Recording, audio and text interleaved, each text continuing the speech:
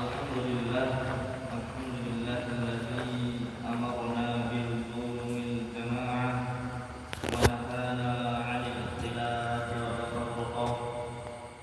Wassalatu wassalamu 'ala nabiyyir rahmah wa 'ala alihi wa sahbihi hudahil ummah. Asyhadu an la ilaha illallah wahdahu la syarika lah wa asyhadu anna Muhammadan 'abduhu wa rasuluhu la nabiyya ba'dah. Faqala Allah ta'ala fi kitabihil karim, a'udzu billahi minasy syaithanir rajim. Ya ayyuhalladzina amanu taqullaha haqqa tuqatih wa la tamutunna illa wa antum muslimun. Wa'tasimu bihablillahi jami'an wa la tafarraqu. Al-ayat. Wa qala Rasulullah sallallahu alaihi wasallam, ittaqillaha haitsuma kunta wa atbi sayyi'atal hasanata tamhuha wa khaliqin nas bi khuluqin hasanin. Amma ba'du. Mari kita mendengar yang kami hormati, teman-teman yang kami hormati pula dan jamaah Rasulullah sekalian,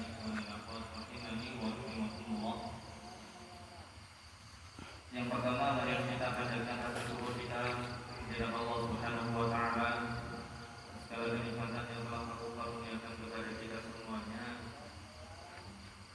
dengan kita bisa melaksanakan sholat subuh secara berjamaah ini menandakan bahwasanya Allah masih memberikan kesempatan untuk kita untuk bisa menikmati kebesaran Allah Subhanahu wa taala, untuk masih bisa melihat bagaimana maha kuasanya Allah Subhanahu wa taala. Kemudian salawat salam kepada Nabi Muhammad sallallahu alaihi wasallam serta para keluarganya, para sahabatnya dan orang-orang yang senantiasa istiqomah di dalam menjalankan sunnah-sunnah beliau. Jamaah salat subuh rahimani wa rahimakumullah. Pada kesempatan yang berbahagia ini kami akan menyampaikan satu bab yang ada di dalam kitab Syama'il Muhammadiyah yang ditulis oleh Imam At-Tirmizi rahimahullahu ta'ala, yaitu bab ma ja'a fi khuffi Rasulillah sallallahu alaihi wasallam. Bab yang membahas tentang berbagai riwayat yang datang mengenai khuffi Rasulillah, sepatu Nabi sallallahu alaihi wasallam, sepatu yang pernah dimiliki oleh Nabi sallallahu alaihi wasallam. Dan jemaah yang juga senantiasa merahmati dan Allah berkahi, qala al-mu'allif rahimahullah ta'ala an Abdullah bin Buraidah, dari Abdullah bin Buraidah. Abdullah bin Buraidah ini adalah Buraidah bin Qusayf bin Abdullah bin Haris al-Aslami, ya, salah satu sahabat yang Islam sebelum perang Badar. Ya, dia masuk Islam sebelum perang Badar.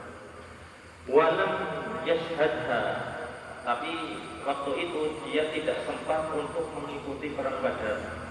Ya, wa syahida Hudaybiyah, karena ya, beliau menyaksikan perjanjian Hudaybiyah, maka nami man bay'a pengatar ribuan.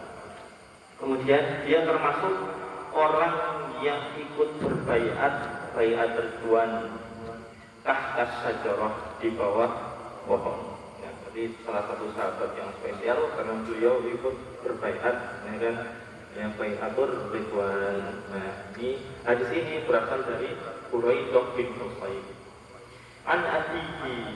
Nah, beliau mendapatkan hadis ini juga dari bapaknya Buraidah. Bahwasanya beliau mengisahkan bapaknya Buraidah ini, anna Najasyi ahda ila Nabi. Suatu ketika Raja Najasyi, ya, Raja Najasyi. Najasyi ini adalah sebuah julukan untuk Raja Habasyah. Yang sebagaimana Fir'aun itu adalah julukan raja dari Raja Mesir. Ya, mengenai ini Imam Ibnu Katsir itu mengatakan Kanatil Arab, ini kata Imam Ibnu Katsir, kanatil Arab tusammi kullaman malakal Yaman ma'asyahri. Ya, dulu orang-orang Arab menamakan setiap yang memimpin Yaman atau raja Yaman itu ma'asyahri wa hadramaut, beserta kota Syahr dan Hadramaut itu Tubba'an. Ya, namanya adalah raja Tubba'an. Kama yusammuna man malaka Syam ma'al jazirah Qaisar. Ya, jadi nama orang yang memimpin Yaman kemudian Hadramaut itu namanya adalah Tubba'an. Sebagaimana mereka orang-orang Arab juga menamakan orang yang menjadi raja atau memimpin negeri Syam itu dengan Qaisar, ya, atau Kaisar, ya, Qaisar. Wa man malakal Fursa Kisra. Ya, kemudian yang memimpin Persia itu dengan sebutan Kisra. Wa man malaka Misra Fir'aun, dan yang memimpin Mesir itu dengan sebutan Fir'aun. Wa man malakal Habasyah Najasyi, dan yang memimpin Habasyah menjadi raja di Habasyah adalah Najasyi.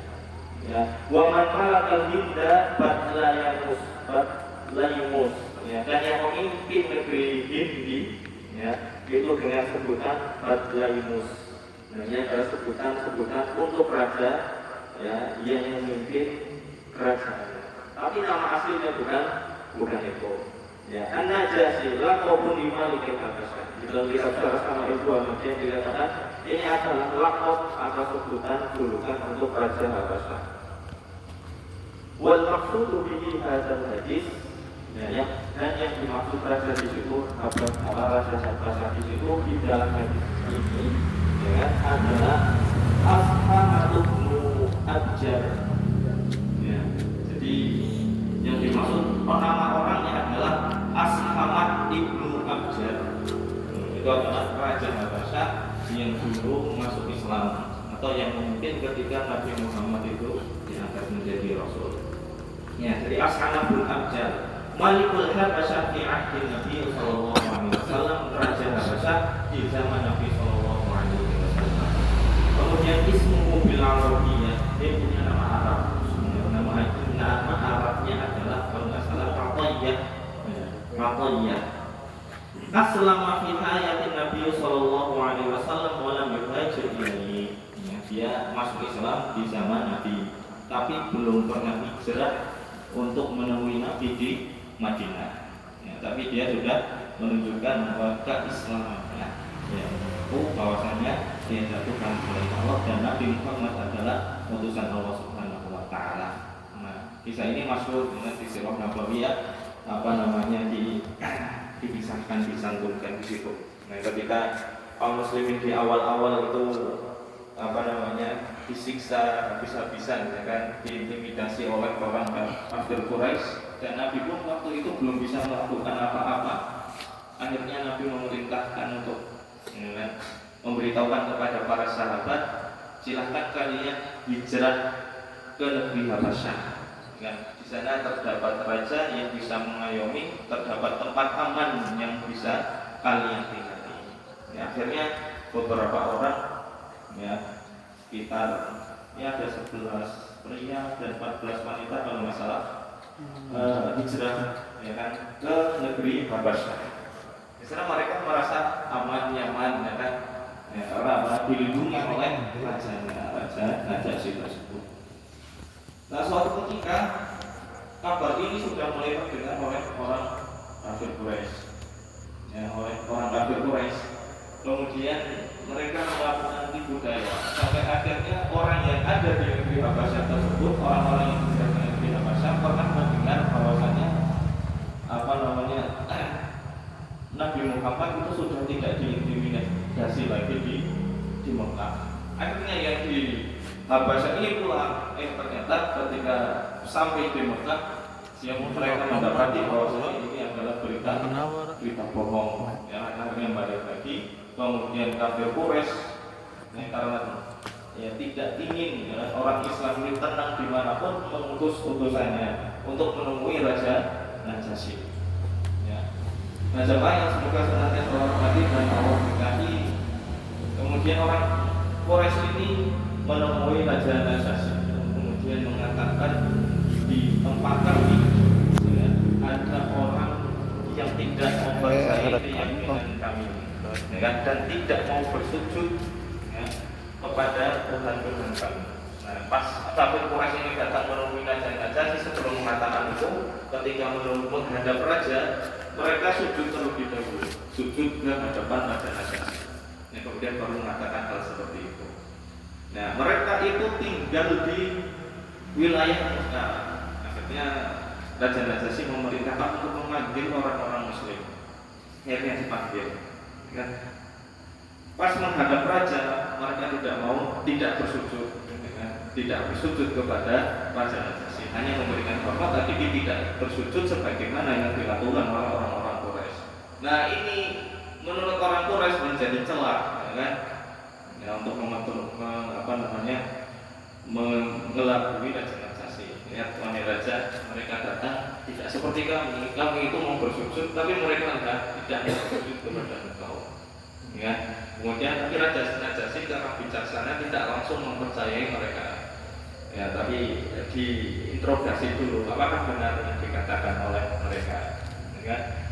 Dan kemudian kaum muslimin mengatakan kepada Raja Najasyi tersebut bahwasanya telah datang laki-laki yang membawa kebenaran dengan seorang Rasul Allah yang tidak memerintahkan, yang melarang untuk kita bersujud kecuali hanya kepada Allah Subhanahu wa taala. Dia memerintahkan untuk sholat, kepada kami untuk sholat, dan juga memerintahkan kepada kami untuk menunaikan zakat.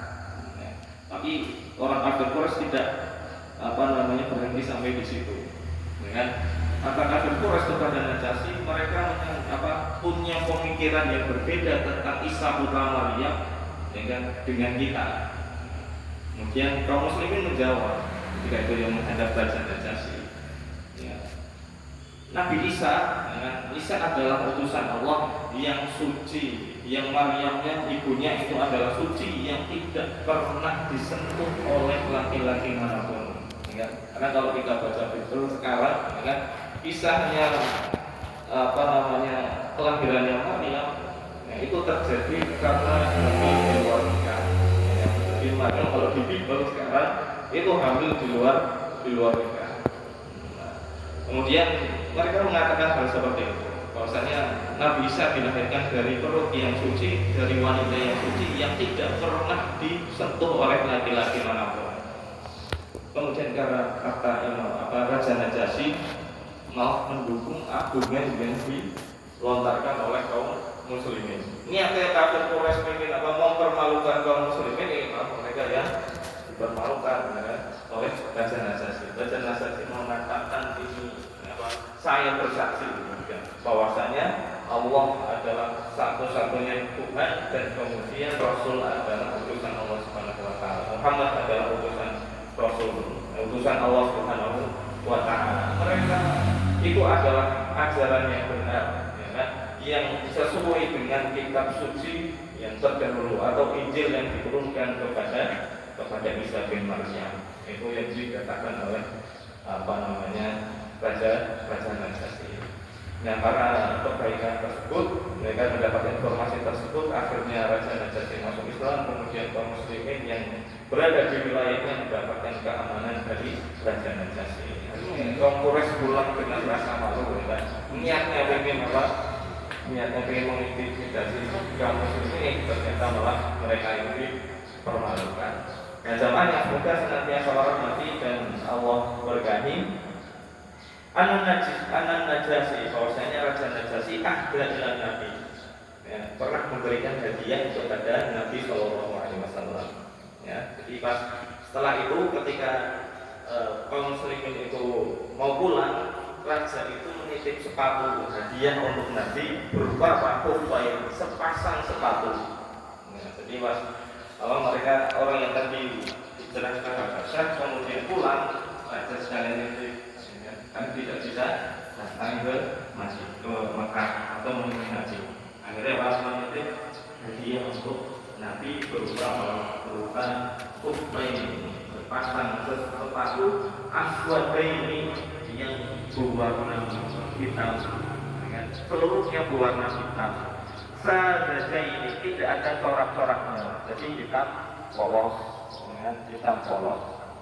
Kalau bisa, nah setelah Nabi itu menerima hadiah tersebut, kemudian Nabi itu langsung untuk memakai sepasang sepatu tersebut, summa tawat doa. Nah, kemudian Nabi berwudu, wa masaha alaihima, kemudian mengusap kedua tersebut, ya, kedua sepasang sepatu tersebut. Nah, ini Nabi mempraktekkan, ya kan, bahwasanya bolehnya berwudu kalau menggunakan sepatu yang sesuai syarat itu hanya mengusapnya saja, nggak perlu dilepas, ya kan? Kemudian nggak perlu dilepas, kemudian mencuci kaki, cukup diusap saja. Nah, jemaah yang semoga nanti Allah rahmati dan Allah berkahi mengenai hal ini, mengusap di dalam kitab At-Tasrif Banasiyah. Syarah yang terkenal mengenai kitab ini adalah Fathul Bari dikatakan al-masmu al-kufayn, mengusap kedua sepatu, ya. Wal masmu al-kufayn jaizun, wal masmu al-kufayn hukumnya adalah jaiz, boleh, ya. Untuk yang mungkin ataupun untuk yang safar semuanya boleh. Karena ini jaiz, dan maka afdolnya itu tetap mencuci ketika berwudu. Tapi boleh saja, ya, tapi boleh saja. Ya, kalau di Arab mungkin bisa nyaman, apalagi ketika musim dingin. Ya, karena di negeri Arab biasanya kalau dingin banget, ya, kena air saja itu kayak air kulkas. Ya, jadi ini mungkin bisa gampang untuk dipraktekkan di negeri Arab, apalagi saat musim dingin. Ya. Masuk oleh suka dari pembicaraan, ya, mengusap sepatu itu jaiz, hukumnya boleh, dalam arti afdolnya tetap tidak memakai sepatu. Bisalah itu tidak syarat, ya, boleh dengan syarat, ya, diperbolehkan tapi bersyarat. Syarat yang pertama adalah ayat tadi aluk sahuma ba'da zamanul qaharah. Ini yang nanti kalau berwudu cukup diusap harus dipakai setelah seseorang itu berwudu, ya, atau toharoh secara sempurna.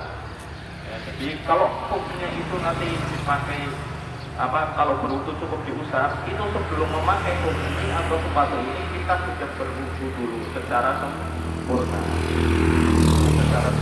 Jadi sudah wudu baru nanti dipakai. Setelah itu kalau mau wudu lagi berhadas kemudian mau wudu lagi, nah yang mengusap sepatunya saja. Nah, kalau sebelumnya belum melaksanakan wudu, ya, itu tidak sah, karena tidak memenuhi syarat, atau wudunya belum sempurna. Ya, misalkan sudah kaki yang satu sudah dicuci kemudian langsung dimasukkan ke sepatu, dipakaikan sepatu, ini juga tidak untuk gunakan ketika nanti berwudu lagi. Ya, jadi digunakan setelah sempurna berwudu. Ya, kalau hukumnya itu, ya, mau diusap ketika wudu yang selanjutnya. Kemudian yang kedua, wa an yakuna safiraini mahallil fardi minal qadamaini. Ya, kemudian sepatunya ini harus menutup tempat kaki, ya, yang wajib dibasuh ketika wudu. Ya, jadi harus menutupi mata kaki. Kan kaki dicucinya sampai mata kaki.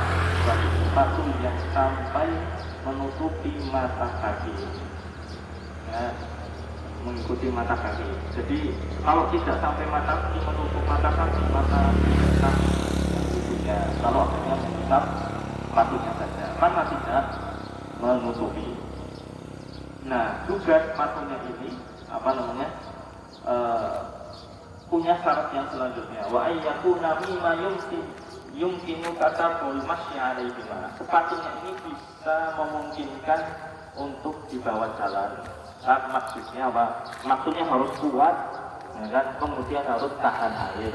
Kalau yang nggak kuat, hanya plastik atau kaos kaki, nah ini mengeluarkan kaos kaki. Maka kaos kaki karena tidak kuat, dan tidak juga tahan air, maka kaos kaki tidak termasuk ke pembahasan ini.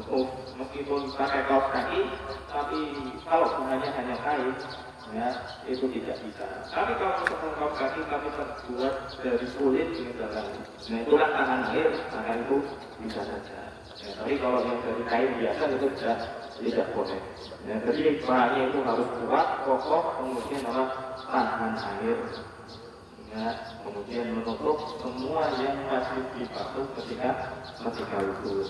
Nah, ketiga syarat hal ini yang membolehkan kita kalau berwudhu cukup hanya mengusap sepatunya saja. Nah, yang diusap itu atasnya, ya, bukan bagian bawahnya. Kalau bagian atasnya itu yang wajib, tapi yang bawah itu hukumnya adalah sunnah. Kalau bagian bawah itu tidak masalah. Ya, itu akan lebih baik karena dihukumi kata para ulama hukumnya adalah sunnah. Tapi di atasnya saja, bagian atasnya saja pun, ya itu sudah cukup.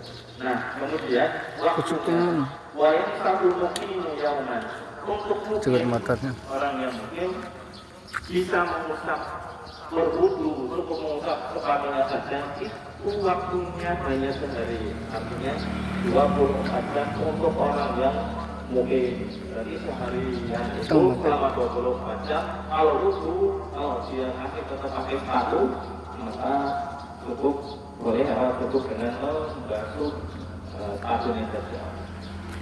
Musafir para petahiyah, dan ada untuk musafir itu boleh sampai 3 hari, ya, 3 kali 24 jam, ya, 3 kali 24 jam. Kapan dimulainya 24 jam? Itu kapan dimulainya? Ketika ulur dari insi hidup disubah salus bersukai, dimulai ketika berhadap setelah memakai sepatu, ya, jadi berwudu secara sempurna, kemudian pakai sepatunya. Nah, nanti berikutnya pas nanti berhadas, jadi pas pakai sepatu itu belum dihitung 24 jam. Rekamnya suaranya masuk. Pakai sepatu dia berhadas. Nah, baru dimulai hitungan 24 jam. Iya. Nah, pakai sepatunya itu jam 5 pagi. Nah, berhadasnya ternyata jam 11 parkir itu. Ya, berarti dimulainya pas jam 11 ya. Nah, ini pendapat yang pertama. Pendapat yang kedua, setelah bersuci dari hadas yang pertama tadi, setelah bersuci. Jadi kan kalau tadi berhadas di jam 11 misalkan. Nah, kemudian dia bersuci. Harus beres tip. Bekas gelas. Bekas urung beres. Gelas pada. Gue lah. Setelah yang sudah senantiasa orang lagi dan Allah berkati, itu dimulai ketika setelah bergerak. Kalau di dalam mata takbir itu dikatakan setelah bergerak, baru dihitung. Ya, dan setelah yang sudah senantiasa orang lagi dan Allah berkati, tata caranya bagaimana dia berwudu nanti tinggal di kayak mengusap kepala. Jadi tata caranya kayak mengusap kepala. Buang bagus. Nggak perlu pakai air, menuju usap, yang penting tangannya itu ada 3 kali gitu. Ya, tinggal diusap saja. Nah, itu juga memungkinkan. Nah, boleh untuk melaksanakan. Nah, kalau dulu Nabi di zaman Nabi itu kan para sahabatnya Nabi dan para sahabat sholat itu pakai sepatu. Ya, makanya ada. Jadi kalau melaksanakan ini kalau nggak perlu lepas sepatu. Karena kalau sepatu ya nanti masalah. Kalau lepas itu,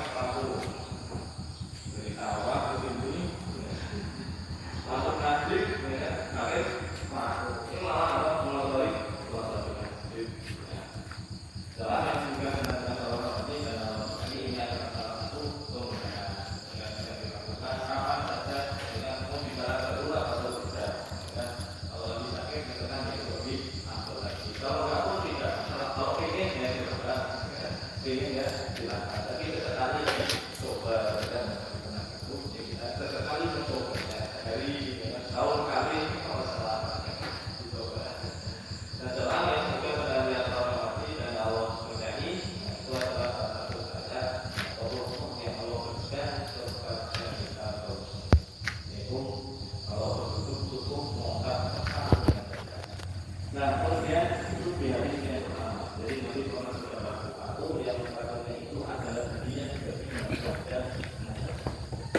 kemudian yang kedua, Aisyah pola dan waktu surga.